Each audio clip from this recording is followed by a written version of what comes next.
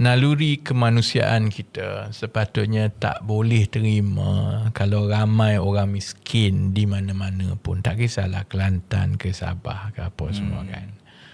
Dan Sabah memang susah. Jadi saya rasa sebagai rakyat lah, yang penting sekarang ialah kita mesti menyokong supaya rakyat Sabah dibela. Okay. Pertama ialah hak yang telah termaktub di dalam Perlembagaan Persekutuan 40% ini perlulah kita kembalikan.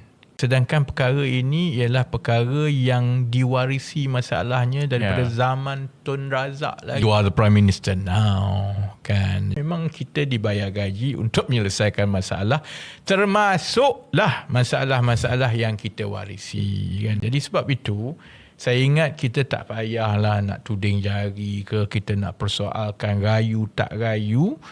Yang kita terima at face value sekarang bahawa tidak ada mana-mana parti yang berani mempersoalkan bahawa rakyat Sabah perlu dibela, dan caranya ialah bermula dengan beri 40% yang memang dah dijanjikan dulu termaktub dalam kerajaan, dalam perjanjian Malaysia dan juga Perlembagaan Persekutuan, kan. Sebab saya rasa takkan ada orang boleh persoalkan bahawa kita semua perlu bela orang miskin. Dan orang miskin tu banyak di Sabah.